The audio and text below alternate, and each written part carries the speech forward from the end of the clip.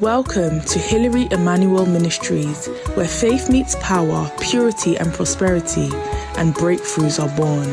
At Diadem, we equip you with bold prayers, life-transforming teachings, and spiritual strategies to overcome every challenge life throws your way. Join us as we dive into God's Word, experience His presence like never before, and walk in His purpose for our lives. If you're in London, we invite you to fellowship with us in person at Diadem, 4 Pegamoid Road, N18 2NG. Don't forget to subscribe now and let's grow in faith together.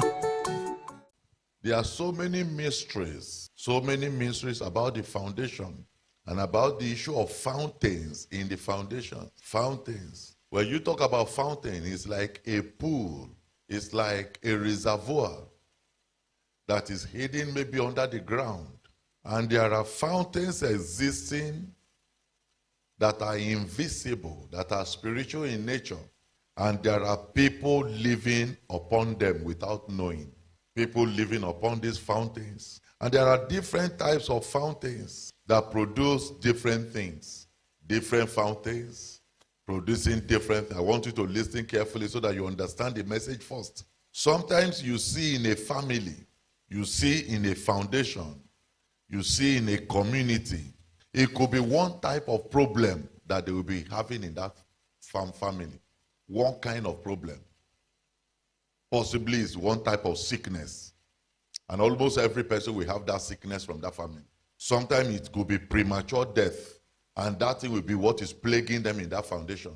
It is because the fountain where that trouble is coming from is right there in the foundation. The fountain that is spewing out that problem into their life is right there in the foundation.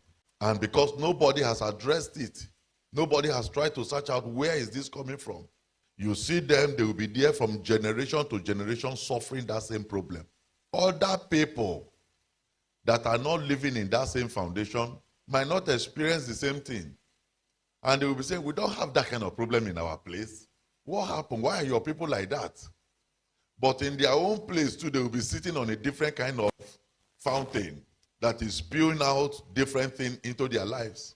Let me take you through the scriptures. 2 Kings chapter 2. Look at verse 18. 2 Kings chapter 2 verse 18. And when they came again to him, for he tarried at Jericho. This was Prophet Elisha. Elisha just got the power from Elijah. Elijah just departed and Elisha collected the mantle and so on. And so when he came back from Jordan, he went straight to Jericho. And he stayed in Jericho. So when he got to Jericho, some sons of the prophet in Jericho were telling him, let's go and look for your master. Maybe the wild wind that carried him must have dropped him in one forest now. So let's go and look for him. He told them, don't look anything, he's not here. They refused. They went and looked and came back. They couldn't find him. He was telling them, didn't I tell you not to go? So he tarried at Jericho. He said unto them, did I not say unto you, go not? Did I not tell you, don't go and look for him that is gone? So now look at what happened. You remember the story of Jericho very well. You know what happened when Israel was coming from Egypt? When Joshua led them and they took Jericho by battle. When the walls of Jericho fell. Verse 19. And the men of the city, the people of Jericho, they came to Elisha. And they said unto Elisha, behold, I pray thee, the situation of this city is pleasant, as my Lord seeth. They say, this city is a beautiful city. It's a lovely city. The situation here is good. If you stay here, you can make money, you can prosper, you can succeed in everything. He said, but there is a specific problem they have. They say, but the water of this place is not good. It's not. And the ground is barren. This was kind of the fountain of trouble that this Jericho is sitting upon. And that is what the foundation of Jericho is vomiting into the life of every person living in that place. So you can never say, I want to go and do agriculture. I want to go and plant anything. The ground is barren. You can't go and get a clean water to drink. The water is not good. So every other thing is good. Every other thing, they are fine. But these are the two major problems. Then do you know how that thing happened? Thank God we have insight to what happened by the word of God. You remember when Israel was coming and they locked up Jericho. They didn't allow them to go in. And the Lord fought for them. And the wall fell down. And they destroyed Jericho. And they took the city. Joshua stood that day and cursed that city. He cursed the city. And he cursed any man that will rebuild it again. Are you following me? That curse that Joshua pronounced, the foundation of that place, went straight into the foundation of the city and settled down there.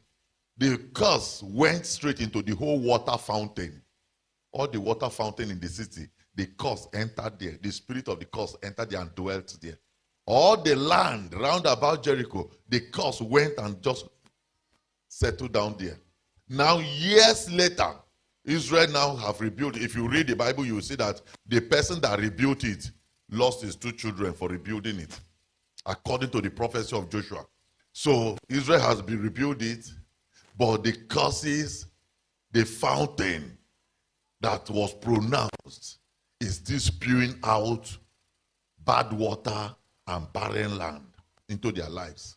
I told you, brethren, when we were praying this, when we started this program, that curses are devastating. Curses can last for generations upon generations, and their effect will not wane, will not diminish. The impact will still be strong like the first day. Even though this curse has been there for so long, the people had no clue. They had no solution. If you look at the city is beautiful. The city is fine. But this trouble is there, spewing out this thing, the volcano. The volcano is coming up constantly upon them there, and they don't have solution. So they cry to the man of God that look at what we are battling in this place. Brother, do you know that's how many families are battling with different things? And they don't know who to cry to. Sometimes they cry to all these people that do family deliverance, land deliverance, and all kinds of things. And they come there and do all the things they do. But they are not able to touch those things. Look at verse 20. And Elisha said unto them, he said, bring me a new cruse and put salt therein. He said, get me a brand new salt, a brand new bottle of salt, a brand new cruse of salt. And they brought it to him. And he went forth unto where? He went to the fountain of the water. Went straight to the fountain of the water. And threw the salt and cast the salt there. And said, thus saith the Lord, I have healed these waters. There shall not be thence any more death or barren land. So which means the water was even killing them. And who was killing them is the curses. The curses in the water was the one killing them. Elisha put an end. He said no more by that operation of salt. If you read the Bible before Elisha, nobody has used salt for anything. Nobody has used salt for prayer before. Nobody has used salt before him. So where did he learn it from? That is not a discussion for today. Are you following me? And I want to quickly make this announcement, this message. As we are finishing this program, I've prayed on the salt already. Get the salt, and you are going to use the salt for some operation. You're going to use the salt for some operation. So you see what Elisha did? He went straight to the fountain where the death and all the trouble is coming from.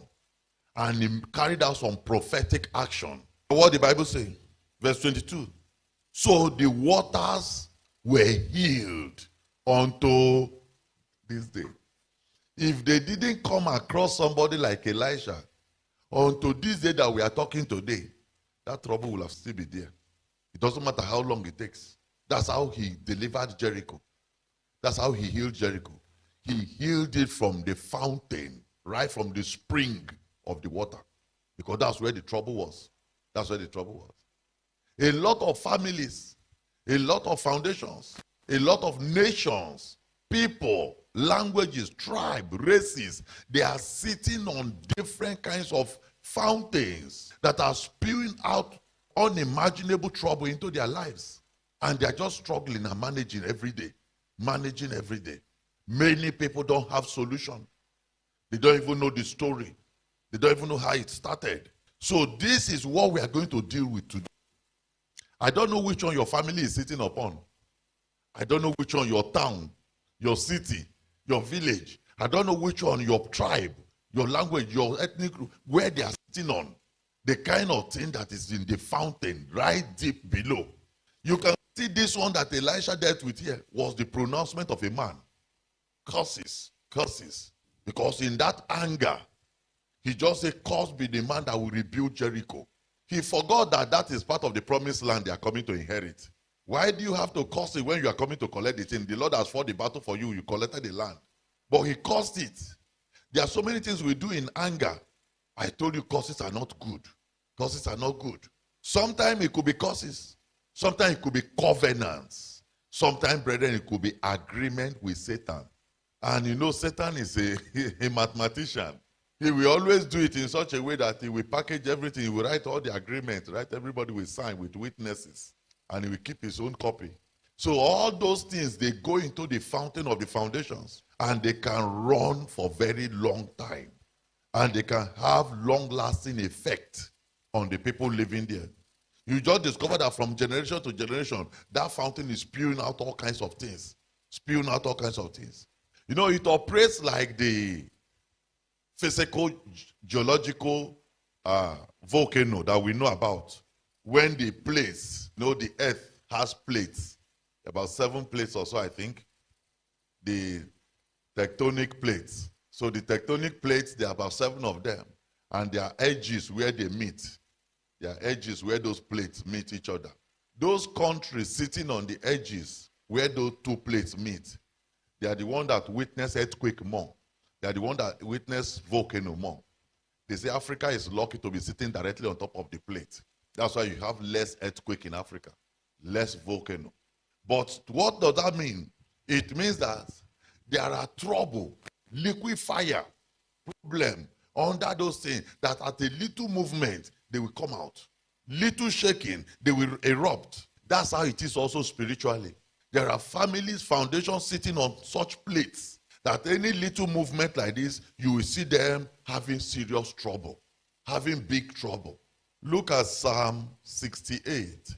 Psalm 68. Look at verse 26. Psalm 68, verse 26. He says, bless ye God in the congregation. Are you following me? He said we should bless God in the congregations, even the Lord. From where? From the fountain of... So Israel has its own fountain. Every country has its own fountain. Every community has their own fountain. The problem, the question then is, what is inside this fountain? What is the fountain spewing and bringing out? Proverbs chapter 8. So that you see what we are talking about. Proverbs 8:25. Every community, every family, every foundation, they are sitting on one fountain or the other. You might not know, you might not see anything. But that does not make the fountain not to be there. Proverbs chapter 8, verse 25. Before the mountains were settled, this was before creation. The Lord was talking about before creation. He said before they created the mountains, before they created the hills, I was brought forth. Verse 26. And as yet he had not made the earth. He said, you see, this is telling us what happened during the process of creation. During the process of creation. He said when the earth has not been created yet, when the foundation of everything was being set up, when God was designing everything and putting things in place, he said before the earth was made, nor the field, nor the highest part of the dust of the world. Verse 27. When he prepared the heavens, I was there. When he set a compass upon the face of the depth. Now look at verse 28. Look at verse 28. When he established the clouds above, when he strengthened the fountains of the deep. So there are fountains. There are fountains in the deep. Everywhere. Fountains. People are living and standing upon the fountains without knowing what is inside. When he gave to the sea his decree that the water should not pass his commandment, when he appointed the foundations of the earth.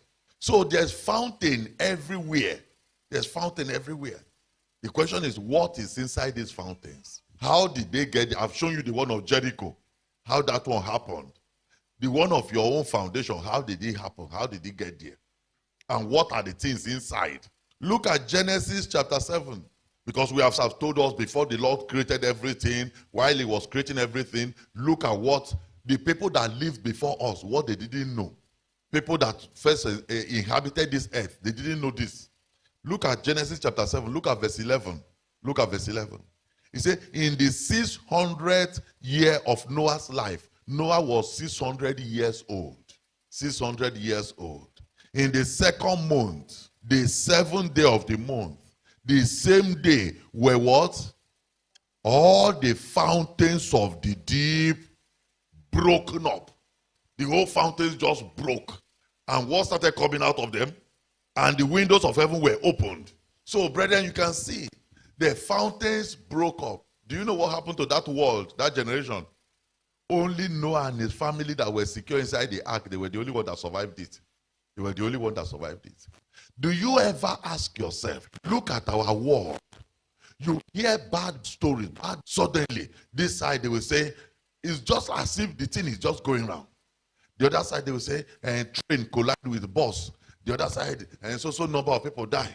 And the other side, house collapse. So number of people die. This or that side, this or that won't happen. Every day there's something going on everywhere.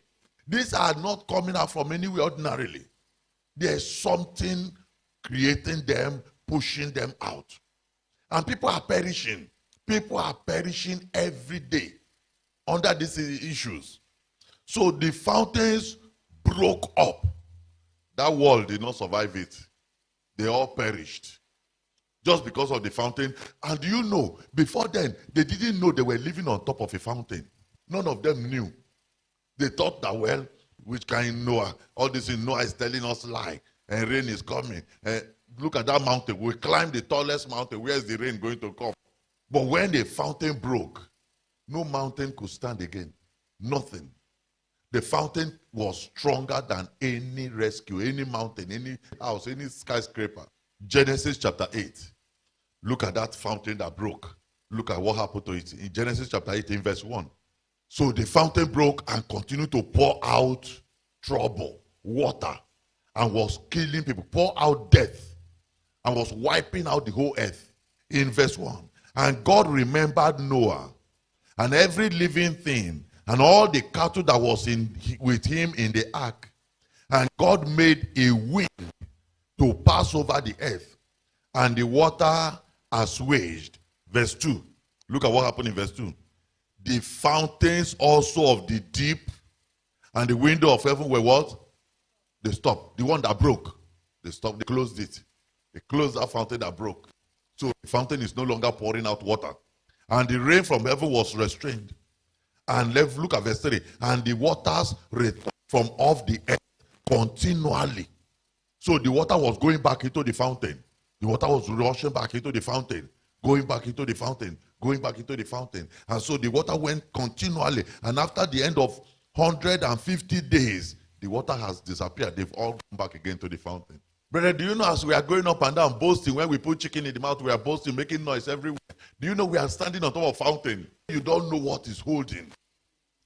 Terrible fountains that can leak this whole earth up in 1 second. We are standing on fountains. We are living and existing on top of fountains. So the water returned, verse 4, and the ark rested in the 7th month, on the 7th day of the month, upon the mount of Ararat. Waters decreased continually until the 10th month. In the 10th month, on the 1st of the month, were the top of the mountain sea. So the fountain swallowed the whole thing back again. You know, there are so many foundations that operate like that.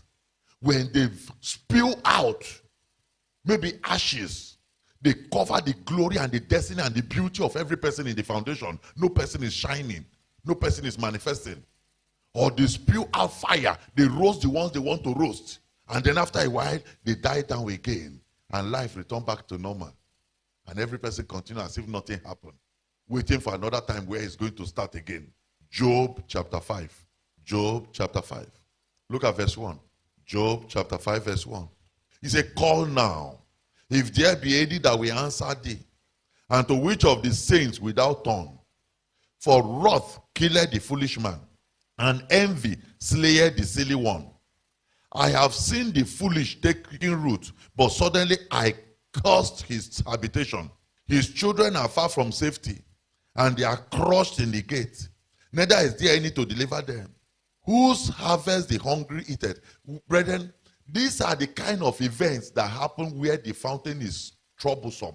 Foundational fountains. You just see suddenly, people will just die.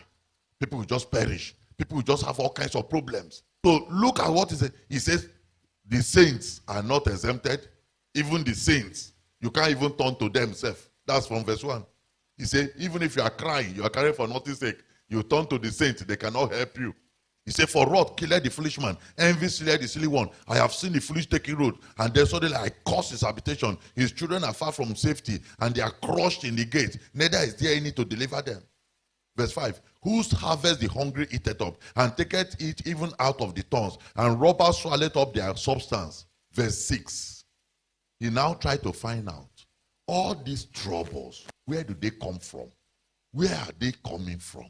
Because all these are the things. Today you hear that herdsmen came and they wipe out a village. Where are these things coming out from? You hear the other day, and this one come, he attack and kill this number of people. Where are these things coming from? That's the question he's trying to find. Look at what he now found out in verse 6. He said, although affliction cometh not from the dust. You know, some people will tell you it's just by chance, it just happened. It's just a thing happening these days. These days are spoiled. He said it's not coming out from where? From the dust. It doesn't come out from nowhere. There's somewhere it's coming from. He said it doesn't come from the dust. Neither does trouble spring out of the ground. No, he said that's not how it happens. How does it happen then? Look at it in verse 7. He said, yet man is born unto trouble. Brethren, the place you were born on top of trouble. There was already trouble existing in that foundation. You were born into it. He said, man is born unto trouble. And look at how he said it happens. As the spark of fly. As the spark flies upward. You know how volcano will start to erupt and throw out fire or ashes into the sky. He said, that's how it happens. Trouble. He said, when it starts, the thing will just be sparking and be throwing everything into the sky. Throwing everything into the sky. Throwing everything into the sky. He said, this is how the trouble of man comes. People are born into them in the foundations. So before you were even born, when I was looking at this message, I was now wondering and imagining, how did all these things happen? I now discovered that before, that place we read earlier, how God started to arrange everything from beginning and create everything. Before he started creating all those things, brethren, Satan has fallen. Satan has fallen before God created man. So because Satan has fallen, immediately they drove them out of heaven. They were looking for where to inhabit, where to hide, particularly water. They found places in the water more. So when the earth was created, they found places on earth. They rushed to the earth and occupied. So human being only came later. We came and met them later. So they have been occupying every foundation of the earth before we came and met them. So they were like landlord. And then when we come like that, we now settle down. When human being begin to expand, begin to move, you get to this place, you feel the place is good, there's water, the ground is good, you settle down, you create your own city. Not knowing that where we are creating all those cities and towns and villages, they are on the fountain of fallen angels, fountains of dark powers that they have been inhabiting. So he said, yet man is born unto trouble as the sparks fly up like volcanic eruption. Now look at what he said in verse 8. He said, I will seek unto God, and unto God will I commit my... He said, I will just look unto God, because God is the only one that can help me. Which doeth great things and unsearchable, marvelous things without number. So what we are talking about is not just common to sinners or wicked people, even righteous people too. You are born into a foundation. And that's why the psalmist asked that question. If the foundation be destroyed, what can the righteous man do? You are righteous. Thank God for that. You are created from heaven, sent to this earth. You grew up, you start to live a righteous life. Beautiful. But you were born on top. You were born on top of the fountain of trouble. What are you going to do with that righteousness now? Proverbs 25. Proverbs 25. Look at verse 26. Proverbs 25 verse 26. He says, a righteous man falling down before the wicked is as a troubled fountain and a corrupt spring. A righteous man. And don't you see righteous people falling down before wicked people? Don't you see wicked people treating righteous people as they like? He said those things are not ordinary. They are like troubled fountain, corrupt spring. Jeremiah chapter 6. Jeremiah chapter 6. Look at verse 7. He said, as a fountain casted out her waters. Naturally, one will expect only water to come out of fountains. He said, but he now compare fountains that cast out water. He said there are other fountains that don't cast out water. He said, as a fountain casted out her water, so he said this very one casted her what? Her wickedness. He said, when we talk about fountain, you expect the fountain to bring only water.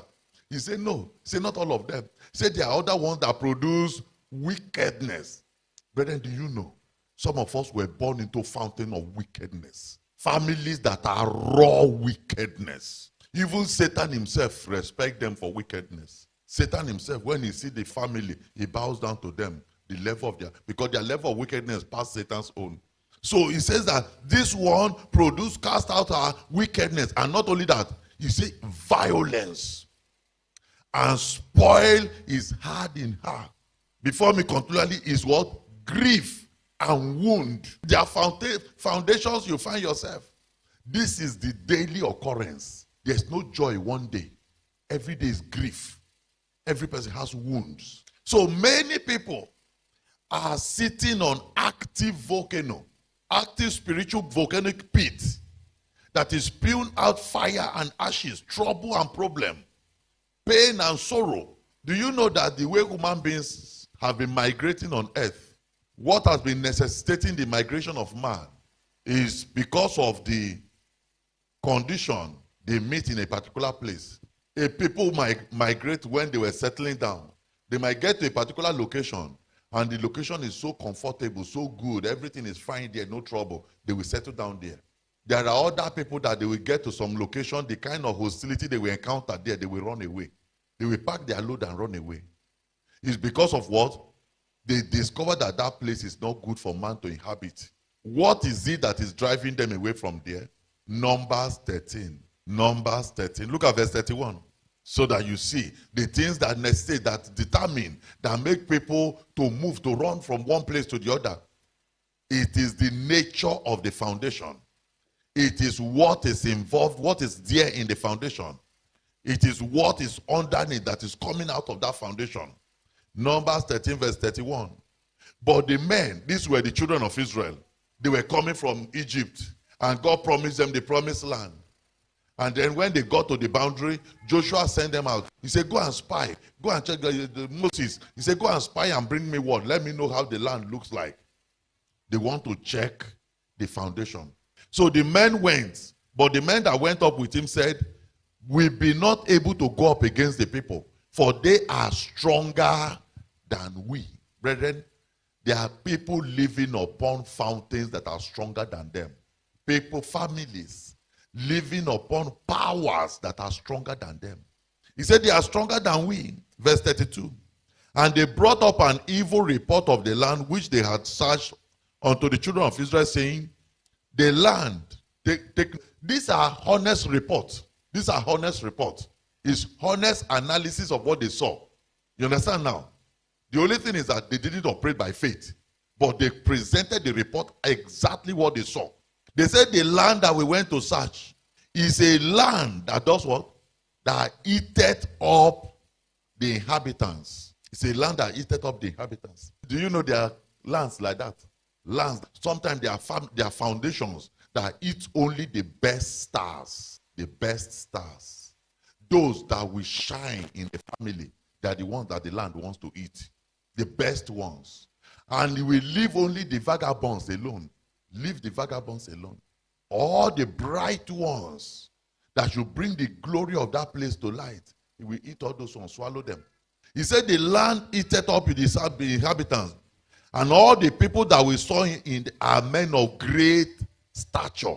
And there we saw the giants. Brethren, if you are living in a foundation that have giants, Not ordinary giants, demonic giants, giants of darkness. The sons of Anak, which come of the giants, and we were in our own sight as grasshoppers. Say when we went there, we saw them, we saw ourselves. We've never seen such people before. He said we are like grasshoppers. And that's real. They are true. They didn't lie. They didn't lie. So, brethren, if you in your own foundation, you have such level of fallen angels, you have such idols and deities and demons that are terrible giants, and all the other people, the human beings living in that foundation are like grasshoppers, you see that there's trouble. You see that there's serious trouble. So many foundations are situated right upon powers, right upon shrines, habitations of darkness that are stronger than them. And that's why you see most times those days what they will do is to make alliance with those powers. They surrender to the power and begin to worship the power and begin to serve the power. They make covenants. They raise an altar and make that power their God. That's what they were doing. And that's how so many families, so many foundations sold themselves to Satan, sold themselves to idols. It's because of the foundation they made, the power they made there is stronger than them. You must, so these things I'm showing you now, brethren, I want you to begin to see it and understand why some foundations is so hard, so difficult to deal with. And many people, they were born into it. All of us were born into different foundations. But they found themselves right at the hot seat of terrible destructive powers. Look at this one the Lord Jesus Christ was talking about. In Revelation chapter 2. Revelation chapter 2. Look at verse 12. In fact, do you know, this was even believers. So these were saints. These were children of God. These were born again people in the New Testament, not Old Testament saints. New Testament saints that were filled with the Holy Ghost. Filled with the Holy Ghost. And they were speaking in tongues. And they were having Holy Communion. And all kinds of things. Look at what the Lord told them. They were not aware of it. They were not aware. Just like so many believers, we live in an environment, we live in a street, we live in an area, we live in a community, we live in a foundation. We don't know anything spiritually about that area. We don't even bother to find ourselves. We don't bother to find out. We just go out and come in, go out and come in, carry our head, swallow, drink up, wake up, eat. That's all we do. We don't bother to do some spiritual mapping to know this territory that I live, who is in charge, who is sitting on the throne, where is the throne located, who is ruling this place, who am I contending with here? Look at what follows in verse 12. Revelation chapter 2 verse 12. And to the angel of the church in Pergamos write, this is a church, it's a church. The Lord had to remember them and sent a message to them. This thing said he which had the sharp sword with two edges, I know thy works, and where thou dwellest. Take note of this. The church was living somewhere. The church was situated somewhere. In here, I know you live. I know where you live, where your address is, where you bought a property. I know where Satan's seat is. So they went and built church on top of where Satan's seat is. Do you see, is that not directly on top of a fountain of trouble?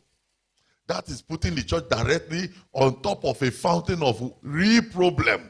Because one, Satan is not going to pack his load and live there for them. The church too, if they don't have enough power, they are going to go through hell.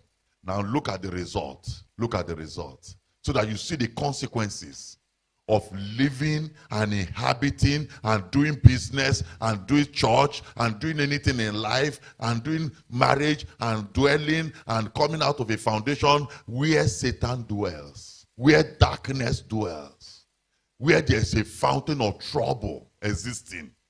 Look at the consequence. He said, where Satan's seat is, and thou holdest fast my name, and hast not denied my faith, even in those days wherein Antipas was my faithful martyrs. So they started killing them. That's number one thing. Satan started slaughtering them.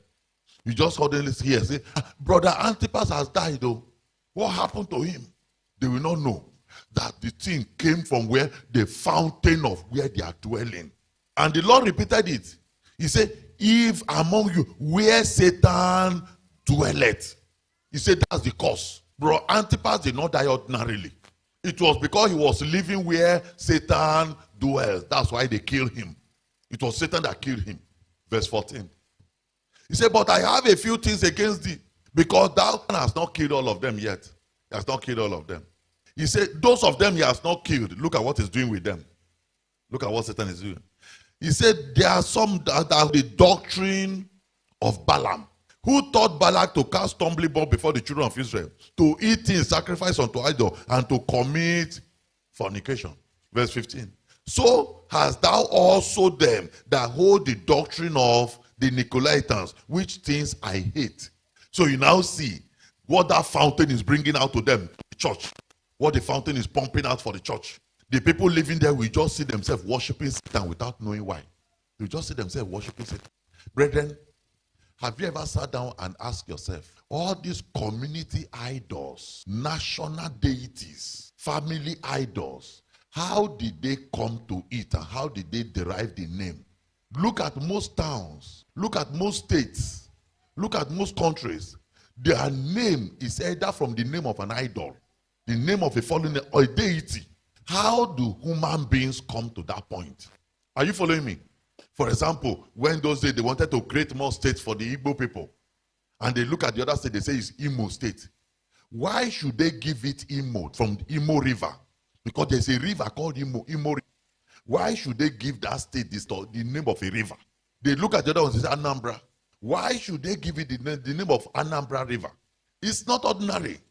Those are the powers that have been living there before God finished creating this earth. They have been dwelling there. And you can now understand why they control the totality of every life around the place. So you see this one now. Even the church themselves, the church in Pergamos, will not know why the doctrine, they will be preaching one doctrine, the doctrine will be so polluted, so defiled. From nowhere, you just see somebody will wake up one day and say, Nicolaitan belief is the best belief. And all of them will follow it. Not knowing that Satan that is there in the foundation where seat is the one doing all those things. Suddenly you see all the whole people will just go into fornication, into all kinds of things. They will not know what is happening to us in this church. Not knowing it's Satan in the foundation is the one spewing out all those things. Because the church came later.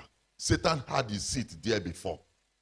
When they came, they built on top of that seat. And they did not bother to dismantle that seat before they started building. Maybe you too. Maybe your family, your foundation. They didn't dismantle the ones there before. They just came and built on top. And that power has been, when he stays, you shake his body. And when he shake his body like that, trouble everywhere. When he stays, you will sneeze. When that power sneezes like this, trouble everywhere. People will die and die and die and die. But then this is what we are going to deal with today.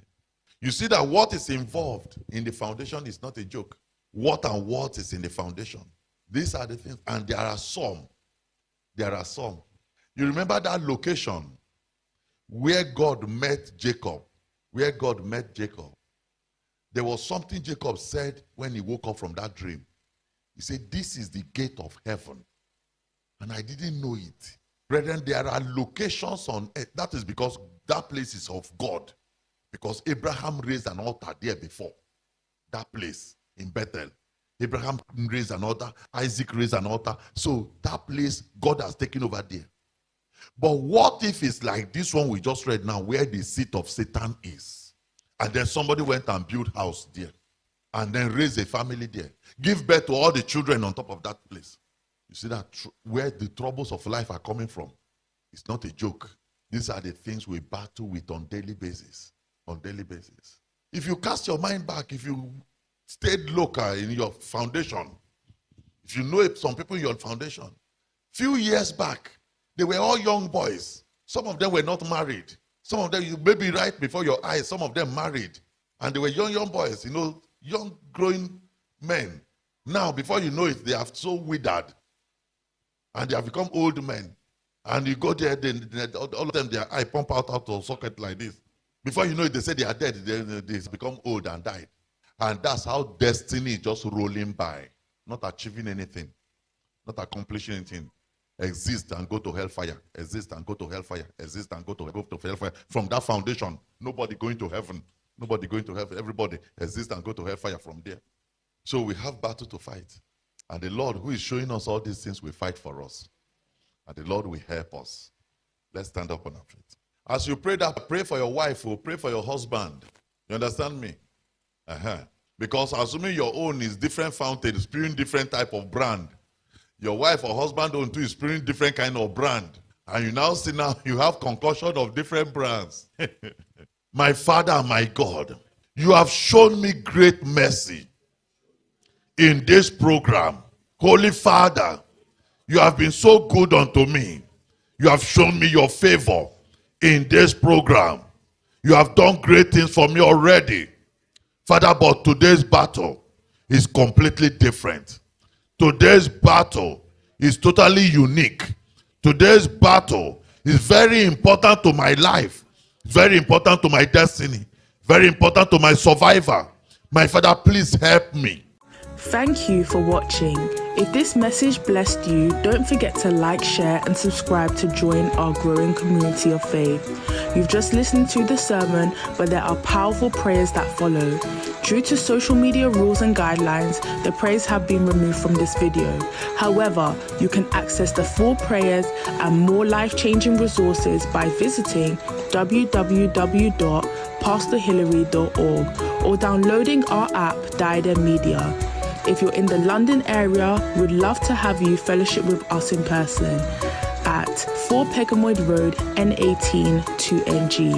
If you have any questions about this message, want counseling from Pastor Hillary, or wish to share your testimonies following the prayers, please leave a comment below and someone from our team will get in touch. Until next time, may God bless you abundantly and guide you in all your ways. Stay victorious.